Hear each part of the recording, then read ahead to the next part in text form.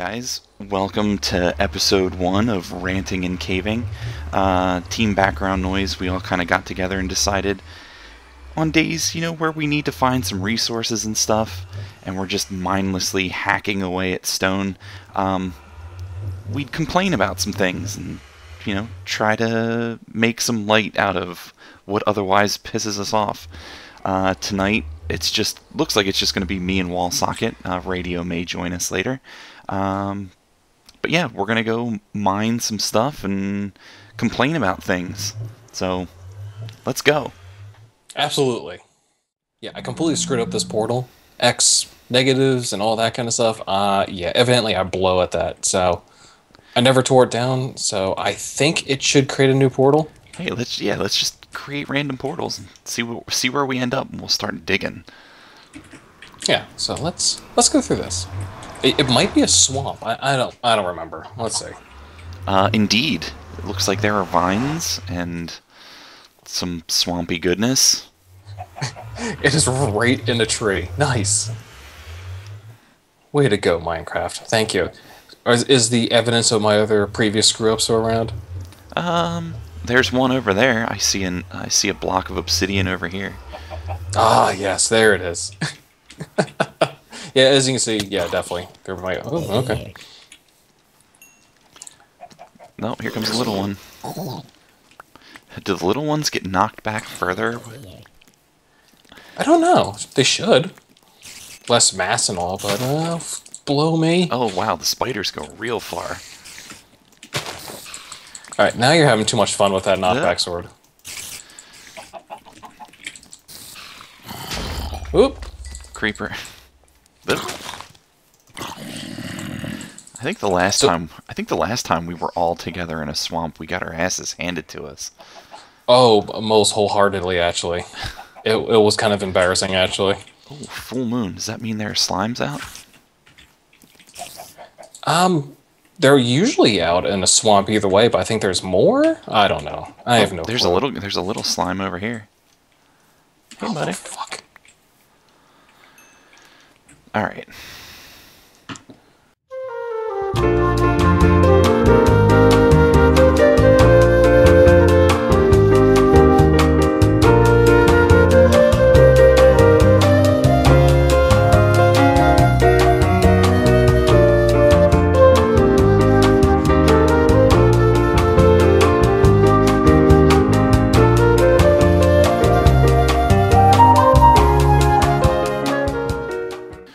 Well, there's water here, so I don't know where you want to start going down at, so I'll leave that up to you.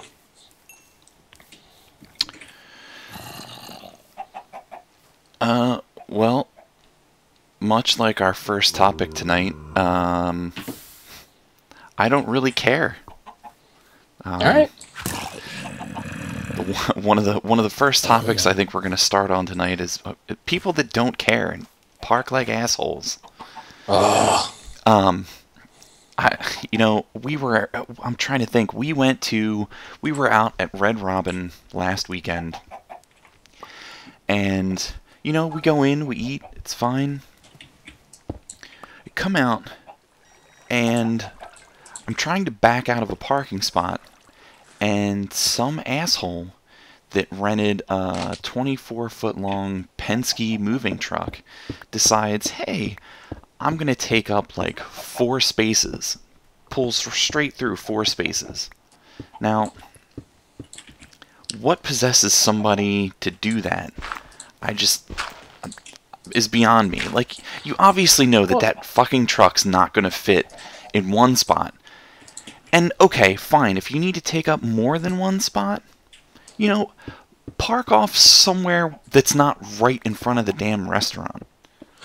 What makes a person bring a Penske truck to a Red Robin in the first place? That's insane. I really don't know. Well, even if you're mid-move, okay, fine. Park it someplace in the back of the Red Robin. Exactly. Exactly. Well, and it's such a widespread issue, too, because you can go to a grocery store. You can go any place and be like, well, what the hell is this huge pickup truck doing parked across 4 spots? Or Right. if you encounter a BMW driver, usually Oh, they're those are the ones that kill me. Those are the ones. Those are the people that are just asking, like the ones that try to take up 2 spots so that nobody will park next to them. To me, you're just asking for somebody to park right next to you. oh, absolutely, or to be surrounded in shopping carts. Exactly. Because there's no reason to be doing that kind of stuff. If you have a nice car, park in the back of the parking lot again. Get away from society, which Right. that's completely fine. Right. And that's perfectly fine. But stay between the lines. If you're between the lines, I can appreciate a nice looking car. I can appreciate a sports car or, something that's rare and exotic. But the second you decide to park it at an angle and take up 4 spots because you park right where all 4 spots intersect, you're just asking for problems. You're no longer the driver of a cool car.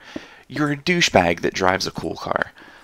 Absolutely, and we've all seen tractor trailers that are out places and everything, and they can stay within the lines. So come on, come on, it's unnecessary.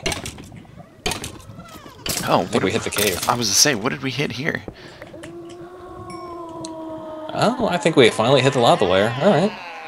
I was to say, I think we're at 11, aren't we? Ooh, over here looks good. Does it? Oh. And time to put the water bucket on the hotbar. And get rid of those. Indeed. Well, and I know that I am by no means a good parker whatsoever. I usually suck. No matter if it's, Roomba's brand new car or anything like that, I usually suck. Yeah, but the I thing at least is, attempt. right? Well, at least if you park like an asshole, but then go, wow, I'm really parked like an asshole, and try to fix it. At least if you try to fix it and straighten it out, you're making the attempt. But some of these people, they just don't care. I know, and it eludes them why some people do park right on top of them or block their doors or do anything like that. It's amazing the balls of some people. It really is. Yeah. Well, I think we've all seen the little downloadables that you can print out and fill in the blanks like Mad Libs for the "Congratulations, you park like an asshole" sticker. Oh, yeah, and the business cards that you can get. What Vistaprint that you can get free business cards? Do they still do that? Yeah, I believe so. Oh, yeah, I think we need to do that. First sponsor maybe Vistaprint. Come on, guys. We can appreciate that. Well, we even have some of that at where we work too. Sometimes you go in, it's like, seriously, get off the line. Oh yeah, well, especially the people that tend to park in the same spots every day, and then they show up the one day and it's like, come on, you park here every day. You know the other people that park around you. Like, at least make the attempt to try and fix your parking job. Well, you park there every day. They know you too, so they know your car. So try not to park like an asshole. The ones that really get me are the ones where the spots towards the top of the parking lot are larger than normal spots, and people still find some way or another to park right on one line or the other. Well, it's on a hill though. I mean, that's just too hard. Even Yeah. just pulling in or backing in. Oh, no. Yeah, You're putting in another variable. Now you're asking too much. Yeah, it's too much for them to compute. Ooh, If you're still coming this way, there's lava. There we go. Oh, some lapis over to the right. Hi. Wow. It, There's some lapis up on the left there, too. this is actually a pretty nice area. Let's throw some of these guys up.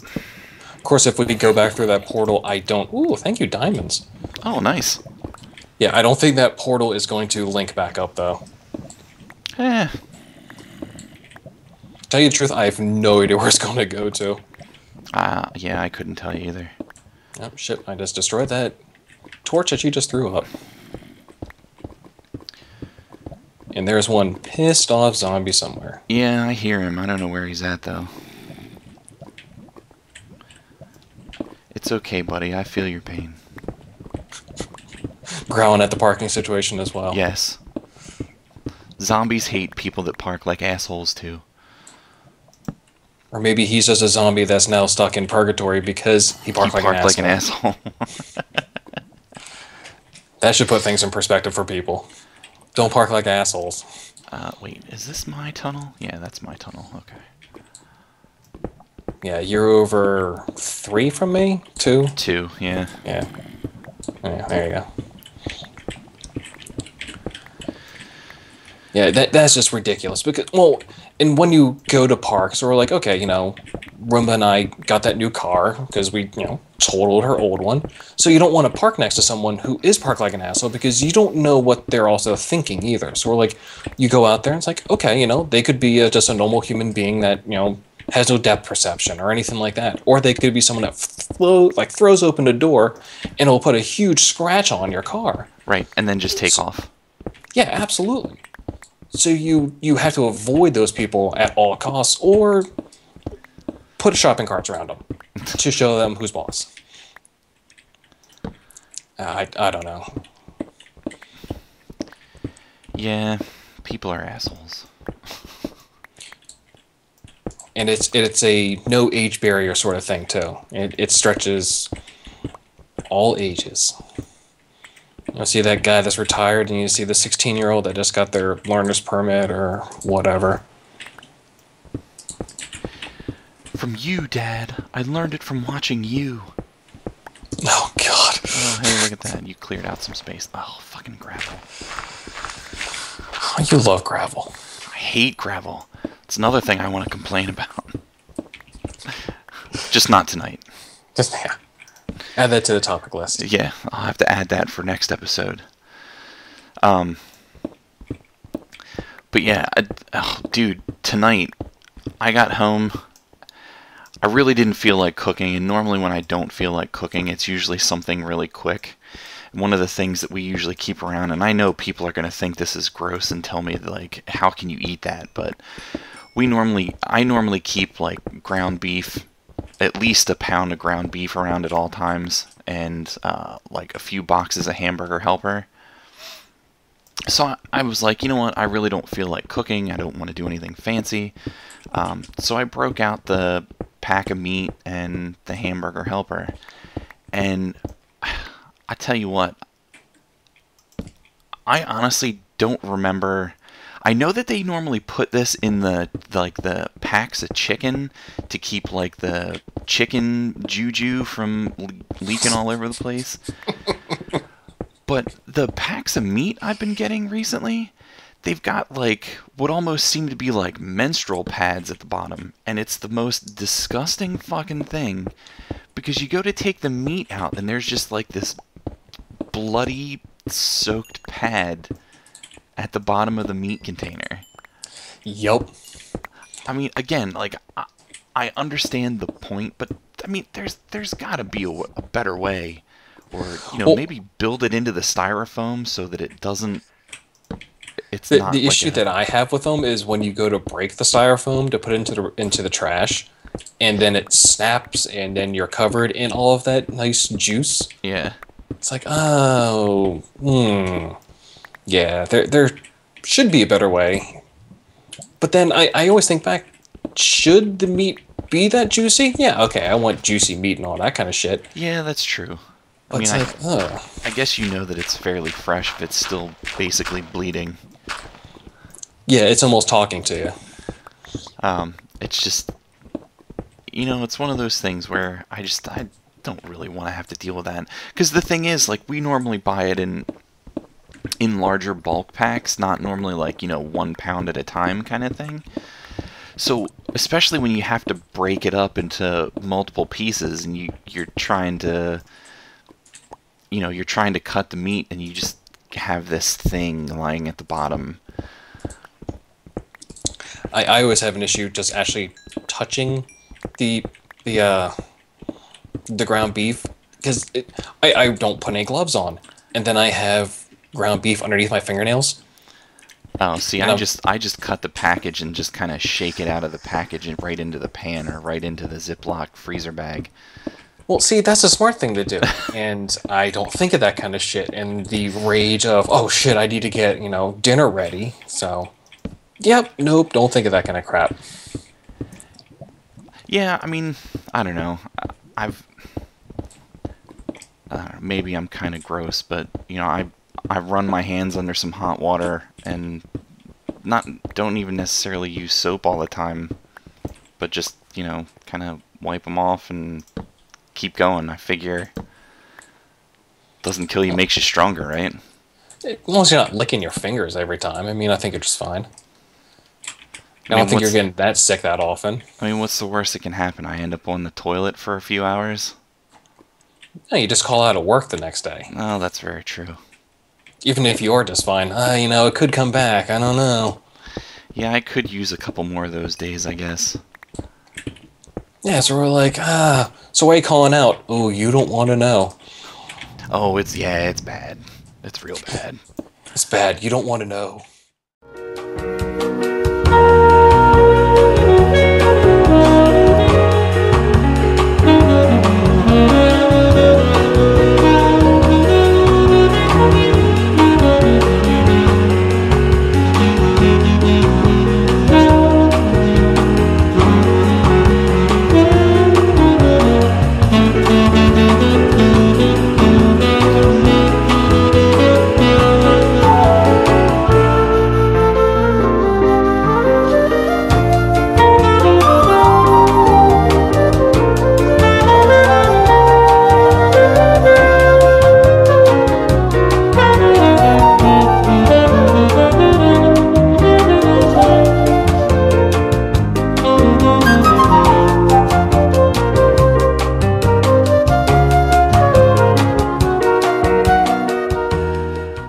Where the fuck is this? Huh? What'd you I find? just came out. I came out onto a tunnel. Is it lit? Like with torches Yeah. and shit? Yeah. Oh, fucking more gravel. God damn it. It's a good What the thing fuck? There's actually there's a chest here. It's probably something I put down a while ago. Actually, you know what? If we're out in the swampy kind of area... Well, we may not be out in the swamp area anymore, considering how far we've dug. We're in the savannah right now. Yeah. Hi. Yeah, over here there's a fucking chest. Through there. I'm stuck in your head. Let's see. No one wants to be in my head. Yes. Yes, this is me. I put this here. A long time ago. Well, shit. Because I got lost down here, and I had a bunch of stuff in my inventory, so I just said, man, screw it, and threw everything in, build a double chest, and just threw a bunch of stuff in it. Okay, I'm gonna do this and this. Did I leave? Oh, I left a workbench here, which is awesome. Yay me. Good on you. Unfortunately, I don't have a whole hell of a lot I can... Well, I guess I can combine that. It doesn't really help me out because it's still taking up 2 slots, but whatever. Alright, fancy stone means we can go back that way. I'm attempting to be better at doing this kind of shit, but I still get lost. Alright, so what can I dispose of? What sort of stone are you looking for? Diorite, like the white stuff. Alright.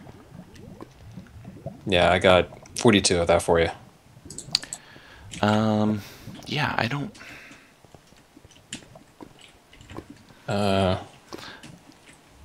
So, left is return. Yeah, these will go back. Hey, walk right by some gold. Yeah, oh, dude, I've got all kinds of tunnels down this way, apparently. Crap.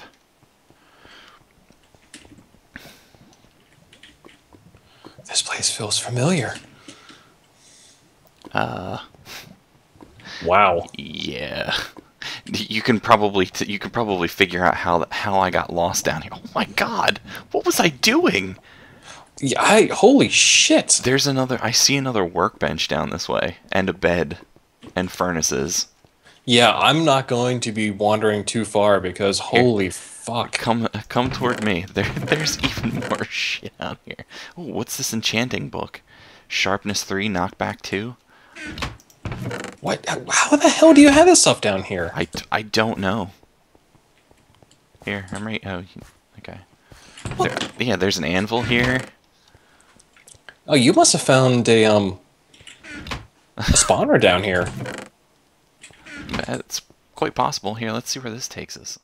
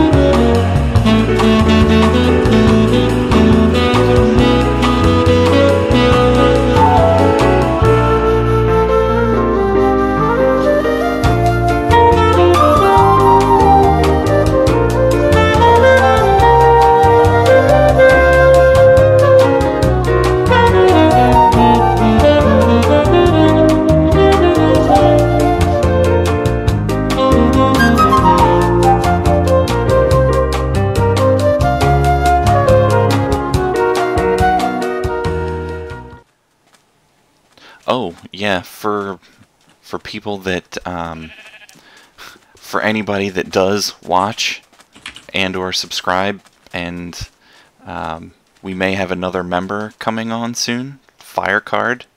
Yeah, absolutely. Once we teach them how to play. Yeah, Firecard is a first-time PC gamer. We're trying to get him into Minecraft. Where did you go? Oh, jeez, you're using your fucking nether pearls. I'm like, where did you disappear to? Yeah, I only got 2 left, so don't worry about it. Ooh, could this be fun? Could it? I don't know. Maybe. Only one way to find out. Yeah, we'll be showing him the ropes. I'm actually trying to write like a little manual almost, as bad as that sounds, but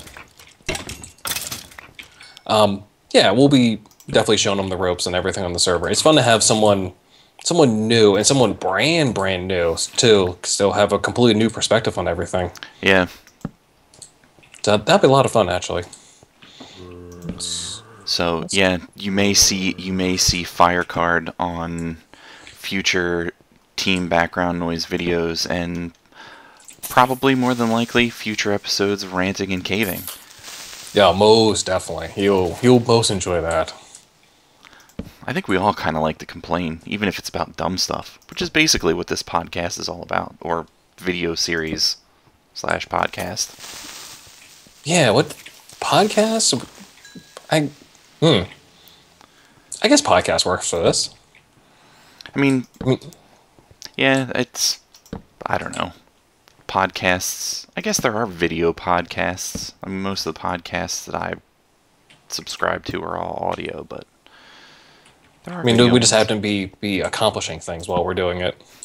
Well, I wouldn't say we're exactly accomplishing anything. We're just kind of That was the whole point. It's just because it's mindless digging, the complaining gives us something to do. Okay, so we're dicking off, okay? Yes.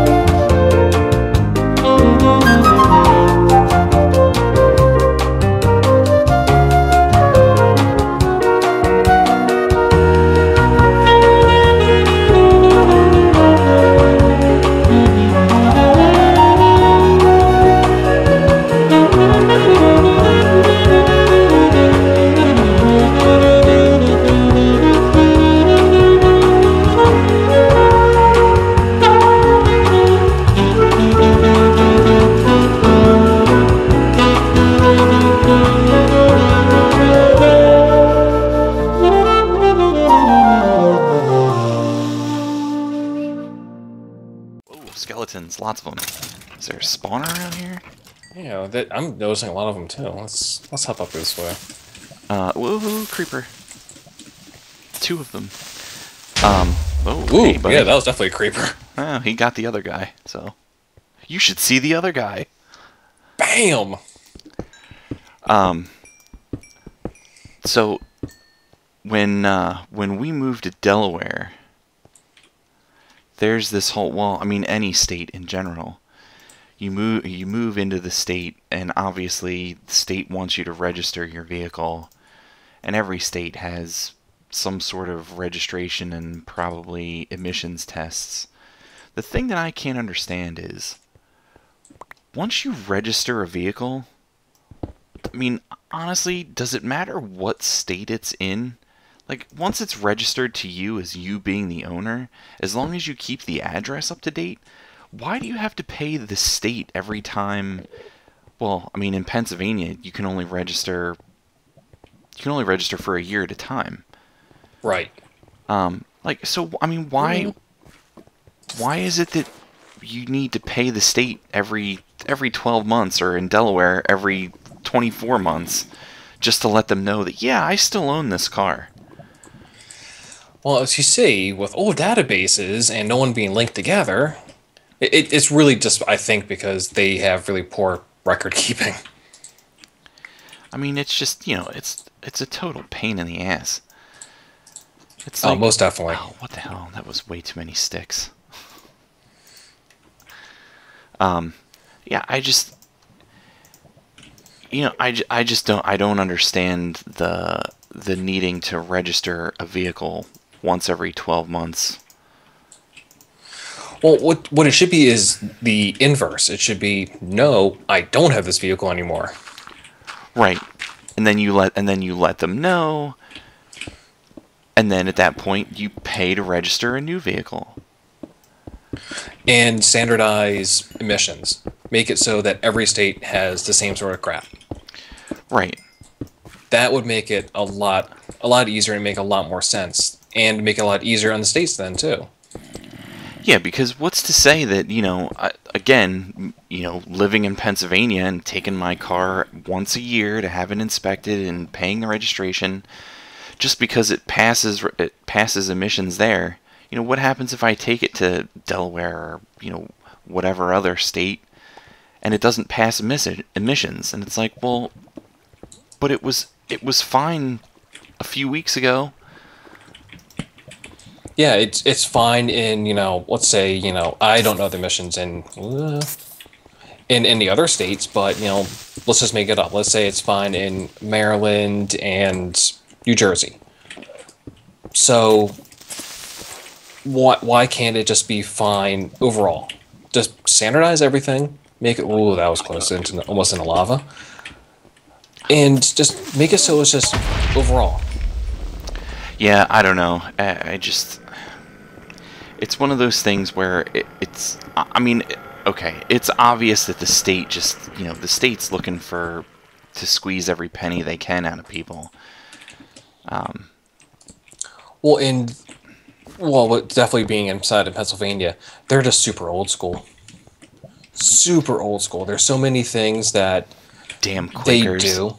Oh, well, yeah. There's so many things that they do and they hold on to. It's like, you can just do things a lot easier. Well, things that Roomba does, doing title insurance. She just goes, yeah, you guys are just doing things the hard way or doing things the old way. It's like, okay, well, why? You guys just don't change. It's like, oh, okay. Yeah, and that kind of leads me to another topic that I think we'll save for another episode, but the whole liquor laws in parts of Pennsylvania. Especially, and I don't know if it's just around college campuses, but there's some goofy stuff that just I really don't understand. Yeah, you ran into that. Yeah, we'll definitely hold on to that one because that's just stupid. Well, PA's liquor laws overall are just ridiculous, but yeah, it's very true. Oh, you want something? I can't sell you that. Go down the streets of this other place. Ooh, you want something bigger than that? Go down to the other place. It's like, oh, Christ. Yeah, we may have to... That may be an entire episode, is just trying to consume alcohol in the state of Pennsylvania. And yet, Roomba and I are going to a beer and wine festival, and it's like, oh, yeah, that's fine. Whatever. Oh, so, yeah, you want to walk around with a glass or in a lanyard around your neck? Yeah, no, that's cool. God forbid you walk around with an open container, though. Yeah, no, can't be doing anything of that sort. But as long as it's in a plastic cup, it's fine. Oh, and the proceeds are going towards charity? Even better. Yeah. Yeah, PA's liquor laws. I mean, and yeah, I'm fine with the state controlling it. I really don't. Make it so it's a little bit easier to get things. But yeah, we'll make that a topic another time. Yes. Noted. Working for a school district, we come across many different types of people. But some of the people that we work with, for people that are educators, I've been noticing a lot more recently that they just seem like they could care less about learning something new. The status quo is better for them than learning something. It's one of those things where it's like, well, here's something new, we'd like you to use it. But if it's something that it wasn't their idea or something that they've never used before, it's like, well, how dare you expect me to learn this? I'm going to do my job my way, and I don't need this. Or they're not getting 10% more. Right.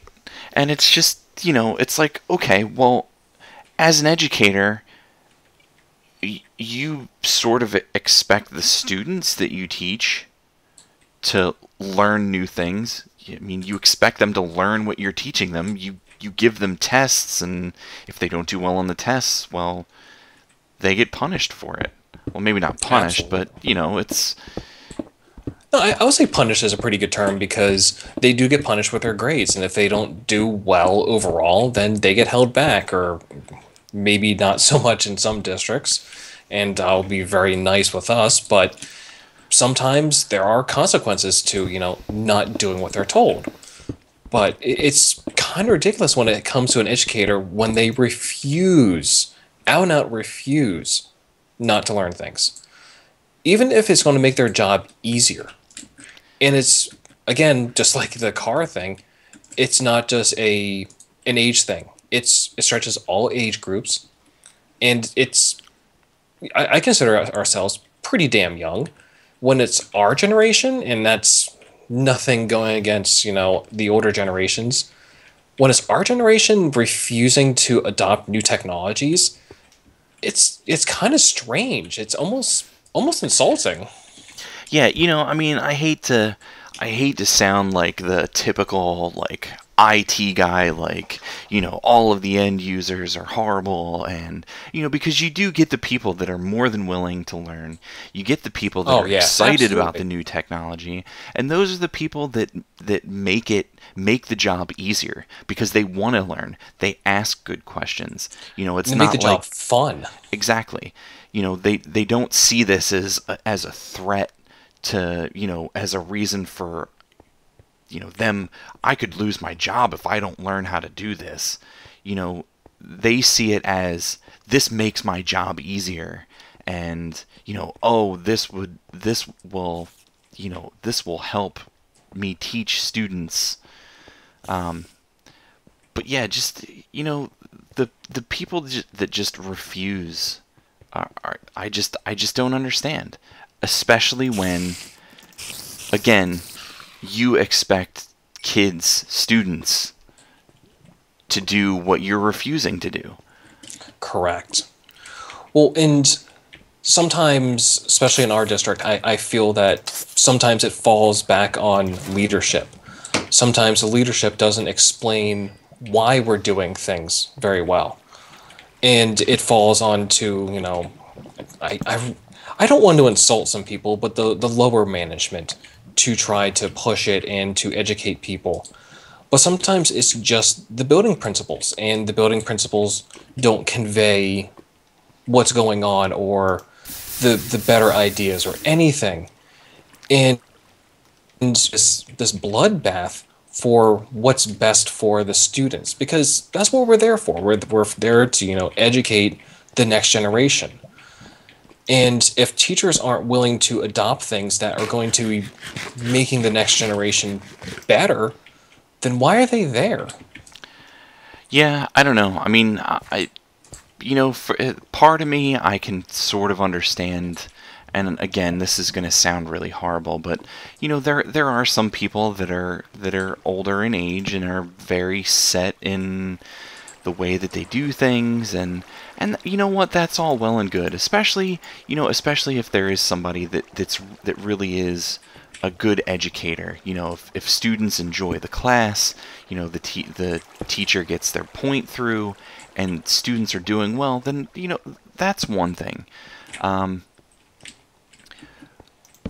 But though it seems like the ones that are the the biggest, not naysayers is not the right word, but the people that are most hesitant to adopt new things, are the people that think only their ideas are the good ideas. If it's not their way, then they don't understand why they need it.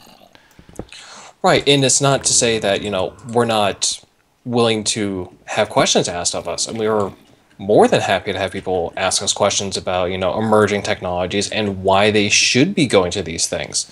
I can't tell you how many questions I've answered about a lot of things, and same with you. I mean, you've answered a ton of questions and probably a lot of things that aren't even your department. Yeah, And when you can answer those questions, it's nice. But when they start fighting you, it's like, well, okay, here's the thing. You need to be doing this to be bettering your classroom. Hello. there you are. Yeah, finally. Yeah, and then and it's funny because those teachers, I keep saying teachers. I shouldn't say teachers because sometimes it's not teachers. Sometimes it's administrators. Sometimes, you know, I don't know. It's groups of people as a whole. But these also seem to be the same people that, again, expect students to follow certain rules and guidelines. But then when it comes time to hold them accountable for things, they're the ones that, for one reason or another, have a million excuses as to why, you know, like for grades, you know, grades are due at the end of every marking period. It's on the calendar. But when it comes time for grades to be due, there are people who, oh, I need another couple of days because of this. Or, but you know what? They know damn well if a student came to them with an excuse like some of the excuses we hear, they'd laugh at them and basically give them a 0 or take points off. But there seems to be zero accountability for certain educators. You know, and it's ridiculous again because it's sort of a double standard where they expect students to have assignments turned in on time, and if they're not turned in on time, you're penalized. But if a teacher doesn't hand in their grades on time, well, you know, we're going to have to push back grading for another couple of days so they can get their grades in. Yeah, well, we'll just restore all of the grades for the entire school for them. No, I'm not doing that. That's not cool. Hey, go away, guy. It is a double standard because there are a lot of teachers that do their work and they do their work extremely well, and they're excited for what they do.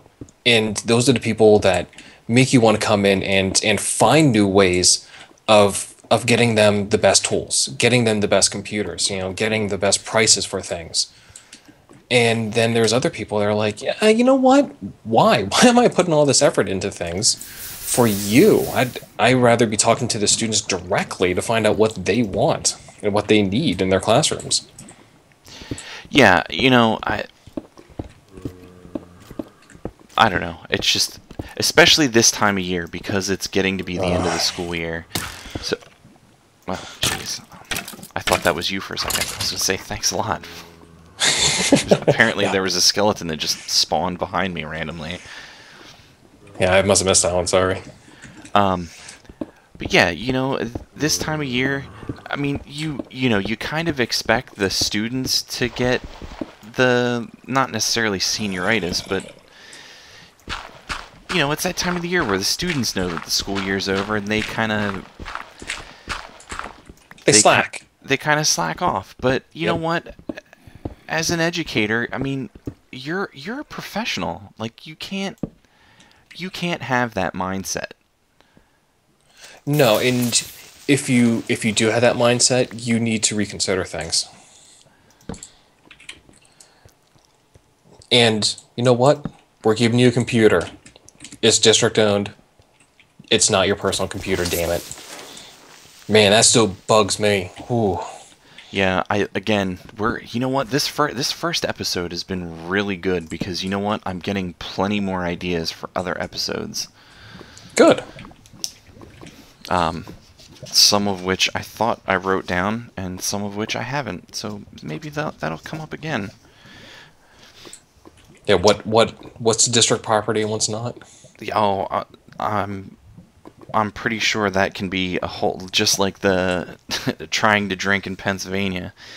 That alone can probably be another full episode. Just basically IT stories in general.